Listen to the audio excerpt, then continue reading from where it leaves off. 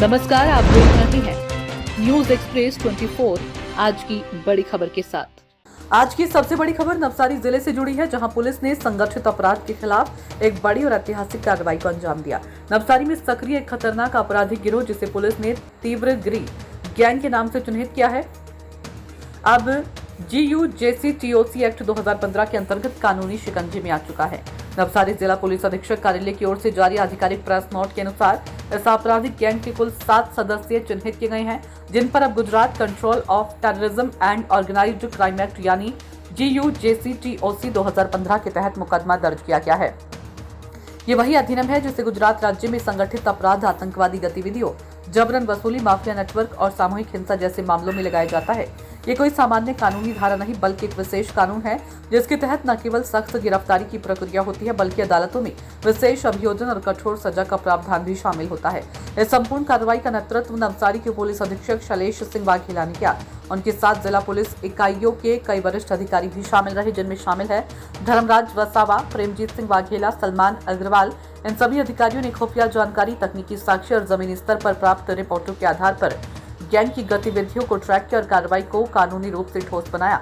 Police की जांच में खुलासा हुआ कि तीव्रगिरी गैंग नवसारी जिले के गणदेवी तालुका समेत कई क्षेत्रों में सक्रिय था और इसके सदस्य हत्या, बलात्कार, डकैती, अपहरण, फिरौती और जानलेवा हमले जैसे जघन्य अपराधों में शामिल रहे हैं। वहीं इस मामले में SP नवसारी सुशील अग्रवाल का क्या कहना है, वह भी सुनिए। माननीय गृह राज्य मंत्री साहेबनी आरोपीओ खिलाफ કડકથી કડક કાર્યવાહી કરવાના સૂચના હેઠળ અને માનનીય DGP સાહેબ શ્રી વિકાસ સહાય સાહેબની માર્ગદર્શન હેઠળ નવસારીની અંદર ઘણા વર્ષોથી બિલીમોરા એરિયાની અંદર એક તીસરી ગલી નામની ગેંગ કાર્યરત હતી। આ ગેંગ ખિલાફ નવસારી પોલીસ દ્વારા અત્યારે એક ગુસ્સી ટોકનું કેસ નો ઉમેરો કરવામાં આવ્યું છે। આ ગેંગના 7 આરોપીઓ ખિલાફ ટોટલ 42 જેટલા FIR અત્યારે રજિસ્ટર્ડ છે, જેની અંદર આ આરોપીઓ દ્વારા એકાકી કે સંયુક્ત રીતે ભૂમિકા નિભાવવામાં આવી છે। આ FIR નવસારીના 4 પોલીસ સ્ટેશન્સ ગણદેવી, ચીખલી, બિલીમોરા અને ખેરગામની અંદર રજિસ્ટર્ડ છે। એ સિવાય અમદાવાદનો એક કિડનેપિંગનો ગુનો નારણપુરા પોલીસ સ્ટેશનમાં રજિસ્ટર થયો હતો। તો આ મોટાભાગના આ વિસ્તારની અંદર આ ગેંગ એક્ટિવ હતી અને આના જો જુદા જુદા સભ્યો છે, અમીન અનવર અબ્દુલ શેખ, એના ઉપર 13 FIR જેટલી છે। રોનક ઉર્ફે બાબડો, એના ઉપર 8 FIR છે। મનોજ ઉર્ફે પદો, એના અગેન્સ્ટ 10 FIR રજિસ્ટર્ડ છે। મોહમ્મદ સાબિર મોહમ્મદ અંસારી, એના ઉપર 17 FIR છે અને ગૌરવ ચોટીલા, એના અગેન્સ્ટમાં 15 FIR છે।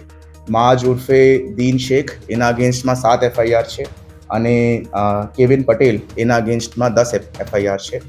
આ 7 આરોપી પૈકી 6 આરોપીઓની નવસારી પોલીસ દ્વારા ઓવરનાઇટ ઓપરેશનની અંદર રાઉન્ડ અપ કરવામાં આવ્યા છે, જેમને નવસારી, રાજસ્થાનના જયપુર અને મહારાષ્ટ્રના ધુલે ડિસ્ટ્રિક્ટ આમલનેરમાંથી ધરપકડ થઈ છે।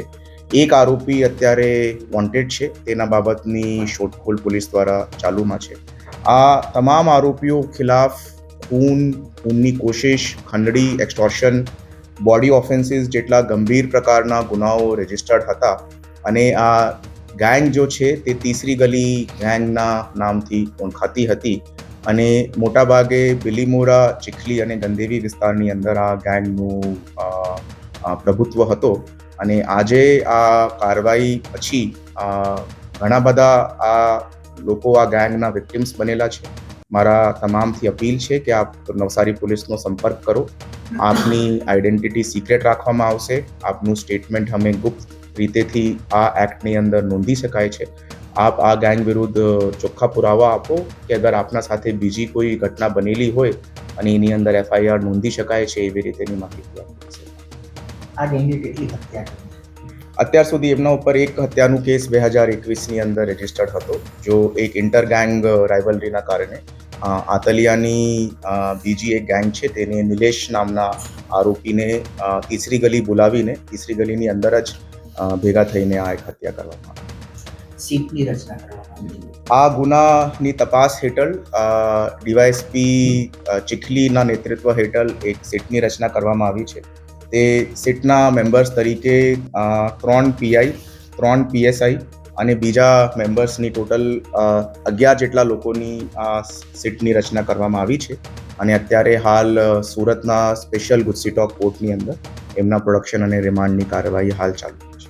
આગળ કેટલા ઈસી મેમ્બર્સ વધી શકે છે શું અ, અ, અત્યારે પ્રાથમિક દ્રષ્ટિએ આ જો એક્ટ છે તે 7 આરોપીઓ ખિલાફ રજીસ્ટર કરવામાં આવ્યું છે અને પોલીસની તપાસ દરમિયાન બીજા જેટલા પણ લોકો આ ગેંગની અંદર સંડોવેલા મળશે, એમના અગેન્સ્ટમાં પુરાવો મળશે तो बीजा आरोपियों अंदर पण आ एक्ट ની અંદર અમે ધરપકડ કરીશું. गैंग को एक ऑर्गेनाइज्ड क्राइम सिंडिकेट के रूप में परिभाषित किया गया, जिनका उद्देश्य था स्थानीय स्तर पर भय और वर्चस्व फैलाना, अवैध वसूली करना और समाज में आतंक का माहौल बनाना.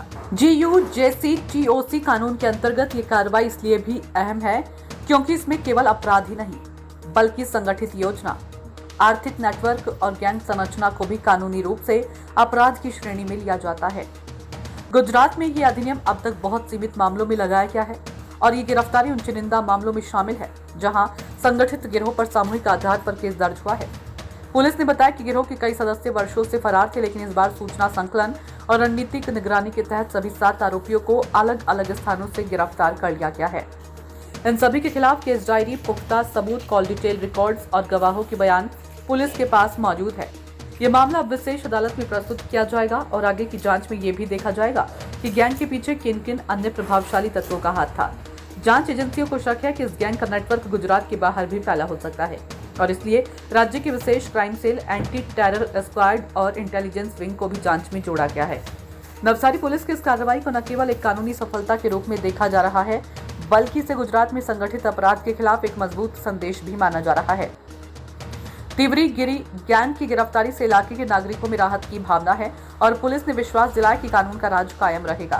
फिलहाल आज की खबरों में बस इतना ही. बने रहिए हमारे न्यूज एक्सप्रेस 24 के साथ और देखते रहिए अपने शहर, अपने कस्बे की हर छोटी बड़ी खबर. साथ ही हमारे चैनल को सब्सक्राइब करिए और बेल आइकॉन को दबाना ना भूलें. लाइक करके खबर को शेयर करना बिल्कुल भी ना भूलें.